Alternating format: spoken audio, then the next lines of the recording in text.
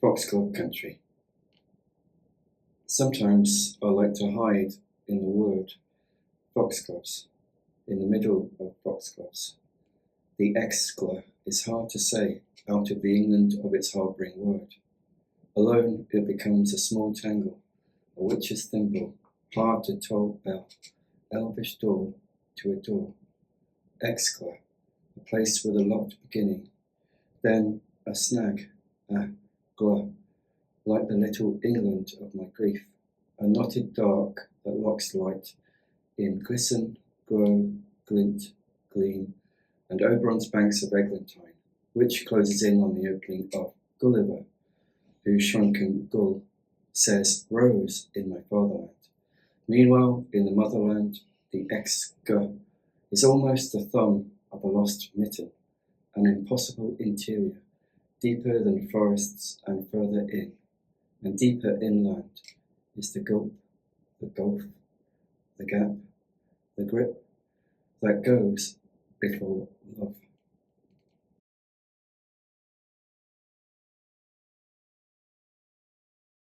De-extinction postcard. I have spent so many nights worrying about losing bones, teeth, hair, recovering a ring of tanzanite. As a child, I wanted to be a dinosaur, roaming the floodplains, duck-billed, stout. Having survived, I would like to pull carcasses out of sinkholes and set them to work. Run, Spinosaurus, run. The problem with resurrections is there is still all this life, unexplained bulbs in the flower beds, cabbage heads, mud, mosquitoes foraging at dusk to smother all our celestial striving. I'd miss bananas. I'd miss melancholy. Lazarus limped home, but we know nothing of what happened in the soundless dark, only the rise, only the returning.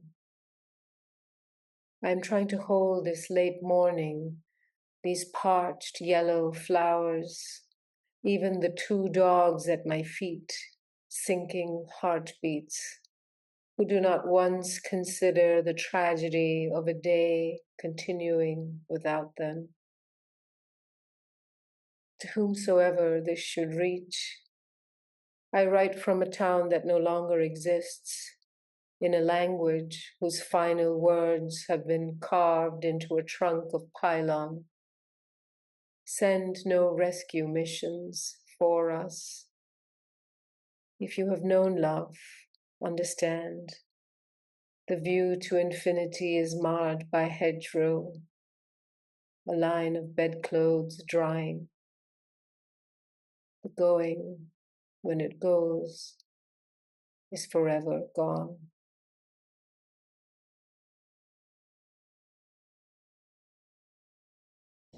Daffodils, speculation on future blackness. It's time to write about daffodils again, to hear a different sound from the word daffodil. Imagine daffodils in the corner of a sound system in Clapham. Can't you? Well, you must try to imagine daffodils in the hands of a black family on a black walk in spring.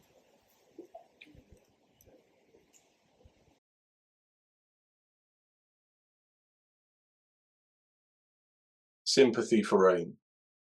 Only a flood will be keen to want more.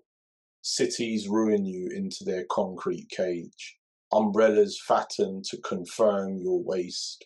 Roof tiles keep you only for your slickness.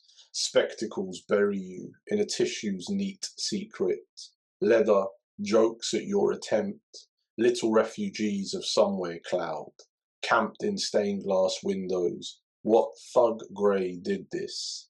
Even when you soak through cloth to beg skin, you're shaken off, left to dry into loss.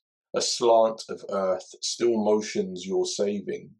A slug, slow as a monk, carries you up, asking red to soften around your name until you are nowhere but there again.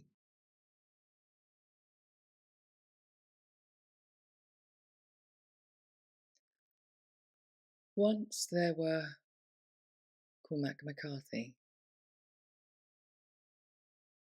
There were barnacles that marked the edges of oceans.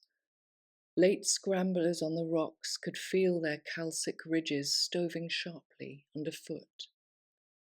The wet rocks glittered beneath, and in the wind they smelled of verdigris. The barnacles fused in intricate settlements. For their whole lives they cleaved, and in turn the fragile rock cleaved to them. Volcanoes and thimbles and strange constellations.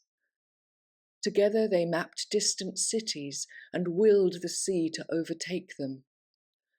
And when the russet tide came, they opened themselves like unfamiliar lovers. The whole thing, some actinic principle, a forest grew up in a second to grace a world where the sun was a watery lamp. Where none had been before, white mouths frilled softly in the current, and squat armour issued forth the unlikeliest of cilia, transparent, lightly haired, cherishing each updraft as feathered they moved with it. They only existed for that half-sunk terrain. And as they briefly lived, those tender quills wrote of their mystery.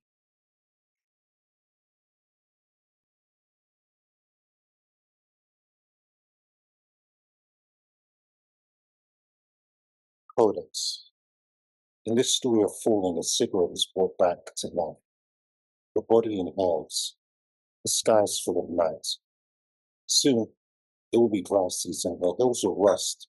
But tonight, night keeps moving the way that birds do toward migration. What does living do for any of us? The ones who find some clouds to play with as trees are lost, a gesture of surrender. Do birds think that cities are our version of the open sky? Have you seen my city on fire? Flames, throwing themselves in buildings the way that the sea throws itself in rocks. The furnace is the city's costume. World is a desperate element.